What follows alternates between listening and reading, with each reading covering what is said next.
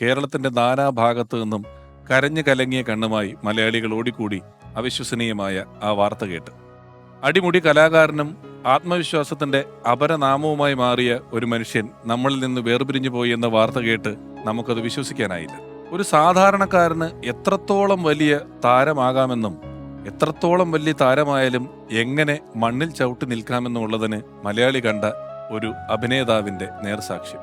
പാട്ടോ പറച്ചിലോ അഭിനയമോ അനുകരണമോ എത്ര പെയ്താലും തോരാത്ത ആ മണിമേഘങ്ങൾക്കായി മലയാളികൾ ഇനിയും എത്രയോ കാലം കാത്തിരിക്കും.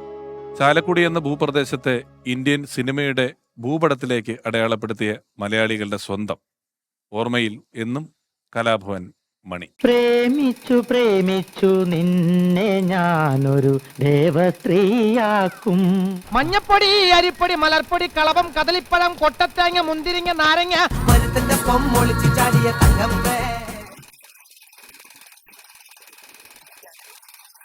ആലിലക്കണ്ണ നിന്റെ മുരളിക കേൾക്കുമ്പോൾ എൻ മനസ്സിൽ പാട്ടുണരും.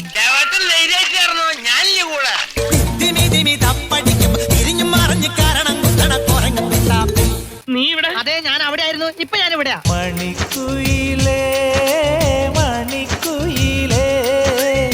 ആദ്യം നീ അവളെ കാര്യം പറഞ്ഞ് മനസ്സിലാക്കാൻ നോക്ക്. നിന്നെ വിശ്വാസമായ ആ നിമിഷം അവള് നിന്റെ കൂടെ ഇറങ്ങി വരും.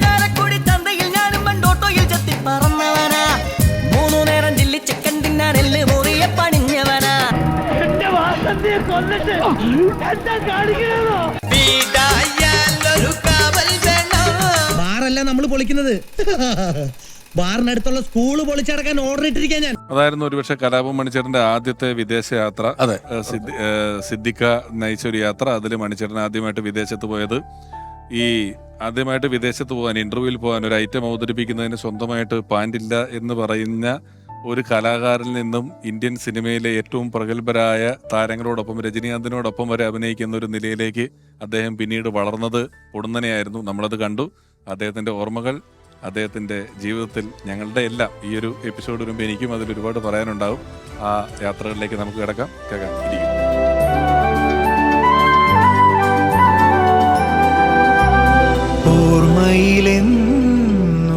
മണിച്ചേട്ടൻ ഇപ്പം ഈ നാദർഷിക്കാക്ക പറഞ്ഞു, അത് അദ്ദേഹം ശരീരം കൊണ്ട് പല ഇനങ്ങൾ കാണിക്കുമായിരുന്നു, അനുകരണങ്ങൾ ഉണ്ടായിരുന്നു, പലത് ചെയ്യുമായിരുന്നെങ്കിലും മണിച്ചേട്ടൻ പിന്നീട് പെട്ടെന്നൊരു ജനകീയത വന്നത് അദ്ദേഹം നാടൻ പാട്ടുകൾ പാടിക്കൊണ്ടാണ്. അന്നോളം ഉണ്ടായിരുന്നെങ്കിലും, പ്രചാരത്തിലുണ്ടായിരുന്നെങ്കിലും, നാടൻ പാട്ടുകളുടെ ഒരു വാണിജ്യ മൂല്യം, നാടൻ പാട്ടുകൾക്ക് ഓഡിയോ കാസറ്റ് വിൽക്കാൻ പറ്റും, നാടൻ പാട്ടുകളുടെ കാസറ്റുകൾ ഇറക്കാമെന്നൊക്കെ ജനങ്ങൾക്ക് മനസ്സിലാക്കി കൊടുത്തത് മണിച്ചേട്ടനാണ്. ഒരുപക്ഷെ മണിച്ചേട്ടന്റെ നാടൻ പാട്ടുകളുടെ കാസറ്റുകൾ ഇറങ്ങാൻ കാരണമായത് ദേമാവേലി കൊമ്പത്തിന്റെ ഒരു ഭാഗത്തിൽ, നാലാം ഭാഗത്തിൽ മണിച്ചേട്ടൻ ഒരു 4 വരി നാടൻ പാട്ട് പാടി. വടക്കോട്ട് പോയപ്പോ മാവുമ്മ മാങ്ങ കൂന്താരോ എന്നുള്ള പാട്ട് 4 വരി പാടി ഒരു ഞാഹ ചിരിയും ചിരിച്ചു. ആ പാട്ടിന്റെ ഒരു ബിറ്റ് വളരെ ജനകീയമായതാണ്. പിന്നീട് തൂശിമ കൂന്താരോ എന്ന് പറയുന്ന ഒരു ഫുൾ കാസറ്റ് ഇറങ്ങി, നാടൻ പാട്ട് വെച്ച് ഫുൾ കാസറ്റുകളായിട്ട് ഇറങ്ങിയിട്ടുള്ളത് അല്ലെ? ആ പാട്ട് ആ കാസറ്റിൽ വന്നത് എങ്ങനെയാണ്? അതില് ഞാൻ പറഞ്ഞില്ലേ, കലാഭവൻ, ഓസ്കാർ, ഹരിശ്രീ തമ്മിലെ മത്സരം നടന്നുകൊണ്ടിരുന്നത്. ട്രൂപ്പ് മത്സരം.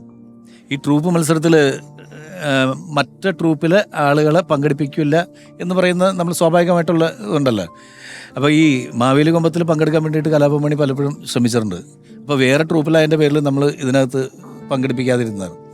പക്ഷേ പിന്നീട് ഞങ്ങൾ രണ്ടുപേരും ദില്ലിവാല രാജകുമാരൻ എന്ന് പറയുന്ന ഒരു സിനിമയിൽ ഒരുമിച്ച് അഭിനയിച്ചു. ആ സിനിമയിൽ വേറൊരു ഇവൻ ജോയിൻ ചെയ്ത ദിവസം, ഇപ്പം ഞങ്ങൾ രണ്ടുപേരും റൂംമേറ്റ്സാണ്. അപ്പോൾ ജോയിൻ ചെയ്ത ദിവസം എൻ്റെ അടുത്ത് പറഞ്ഞ്, എടാ ഞാനേ ഒരു സീനിൽ സേനൻ സാറിൻ്റെ അടുത്ത് പെർമിഷനോടുകൂടി ഞാൻ മറ്റേ ചിരി ചിരിച്ചിട്ടുണ്ട് കേട്ടാന്ന് പറഞ്ഞു. ഞാൻ പറഞ്ഞു, ഏത് ചിരി? നമ്മുടെ ഷിയാസക്കാട് ചിരിയില്ലേ എന്ന് പറഞ്ഞിട്ട്, ഷിയാസ് ചിരിക്കുന്നൊരു ചിരിയുണ്ട്. ഷിയാസൊക്കെ കാസറ്റ് ആ ചിരിയാണ് ഷിയാസ് ചിരി. അപ്പോൾ ഷിയാസക്കാരനെ അനുകരിച്ചിട്ട് ഞാനൊരു ചിരി ചിരിച്ചെന്ന് പറഞ്ഞു. അപ്പോൾ ഞാൻ വെച്ചാൽ എങ്ങനെയാടാന്ന് വെച്ചപ്പോൾ എന്ന് പറഞ്ഞിട്ട് അവൻ്റെ ചിരി. അപ്പോൾ ഞാൻ പറയാം, എന്നിട്ട് അത് ഭയങ്കരമായിട്ട് ഏറ്റടാ, അത് ഈ സീനിൽ ഭയങ്കരമായിട്ട് ഉണ്ട് അതിനകത്ത്. അതുകൊണ്ട് ഈ മ്യാമന്മാരെ മനസ്സിലായോ മക്കൾക്ക് ആ സാധനമൊക്കെ ഈ സിനിമയിലാണ് അദ്ദേഹത്തിന്റെ. അതെ. അപ്പം ഞാൻ പറഞ്ഞ, നീ സേനൻ സാറിൻ്റെ അടുത്ത് ചോദിച്ചു നോക്ക്, കാരണം പെർമിഷൻ വേണമല്ലോ ഡയറക്ടറെ. അത് ആ ചിരി ഒന്ന് കണ്ടിന്യൂസ് ആയിട്ട് പല സ്ഥലങ്ങളിൽ ഉപയോഗിക്കാൻ വേണ്ടിയിട്ട് അത് രജിസ്റ്റർ ചെയ്യാൻ സാധ്യതയുണ്ടെന്ന് പറഞ്ഞു. അപ്പോൾ ഞാൻ പറഞ്ഞ് ചോദിച്ച സമ്മതിക്കുമോ? ഞാൻ പറഞ്ഞ് സേനേട്ടൻ ചിലപ്പോൾ സമ്മതിക്കും. അങ്ങനെ ആ സിനിമയിലെ പല ഭാഗങ്ങളിൽ ആ ചിരി ഉണ്ടായിരുന്നു. ആ ചിരി കയറി കൊളുത്തി. പിന്നെ അതിനുശേഷം എൻ്റെ അടുത്ത് പറഞ്ഞ കാസറ്റിൽ പങ്കെടുക്കാം. ഞാൻ പറഞ്ഞ കാസറ്റിൽ പങ്കെടുക്കാം. അങ്ങനെ ആ കാസറ്റിൽ കാലുളുങ്ങി കിടന്ന് കിടപ്പിൽ ബാപ്പ ഇന്ന് വിനിന്നു തിരുമുകാര ആ പാട്ട് മണിയെ കൊണ്ട് പാടിക്കാമെന്ന് വിചാരിച്ചു, പാരഡി. അപ്പോൾ അങ്ങനെ മണി അത് ഫിക്സ് ചെയ്യുന്നു. കാസറ്റ് റെക്കോർഡിങ്ങിൻ്റെ എല്ലാം കഴിഞ്ഞിട്ട് നമുക്ക് വളരെ നിസ്സാര ദിവസങ്ങളിലല്ലോ, പിന്നെ വരാൻ പറ്റിയില്ല. ഏത് സിനിമയുടെ ഷൂട്ടിങ്ങിലായിരുന്നു. അവിടെ നിന്ന് എത്താൻ പറ്റാതായിരുന്നു. ആ പാട്ട് ഹരിശ്രീ അശോകൻ ചേട്ടൻ വന്നപ്പോൾ അശോകൻ ചേട്ടനെ കൊണ്ട് ഞാൻ പാടിച്ചു. മണി വരില്ല എന്ന് തീരുമാനിച്ചു ഞങ്ങൾ. മണിക്ക് വരാൻ ഉള്ള സാധ്യതയില്ല. അങ്ങനെ കാസറ്റിൻ്റെ മിക്സിങ് നടക്കുന്ന സമയത്ത്, ഫൈനൽ മിക്സിങ്, വേറെ ഇനി ഒന്നും ചേർക്കാനില്ല. മണി ഓടിപ്പോൾ അടച്ചു വന്ന് സ്റ്റുഡിയോയിൽ വന്നിട്ട് പറഞ്ഞ്, എടാ ഞാൻ വരാനായിട്ട് സോറിട്ടാ. ഞാൻ പറഞ്ഞ പാട്ടൊക്കെ പോയി, അതൊക്കെ മിക്സിങ് നടക്കുകയാണ്.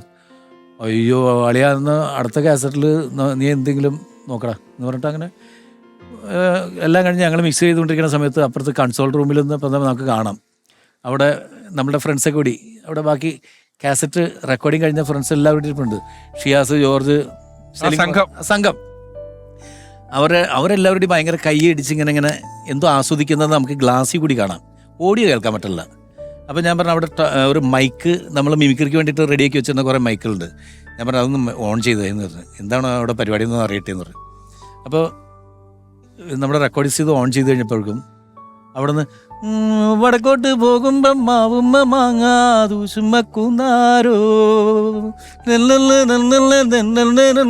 ദൂശുമക്കുന്നാരോ ഇങ്ങനെ അകലേ എന്നുള്ള മൈക്കല്ലേ, ഭയങ്കര ഫീലാണ്. അപ്പോൾ എല്ലാവരുടെയും ക്ലാപ്സ് ഇങ്ങനെ, ഇത് ഭയങ്കര രസമായിട്ട് തോന്നി. ഞാൻ മണി അതൊന്ന് മൈക്കിലൊന്ന് പാടാന്ന് പറഞ്ഞു.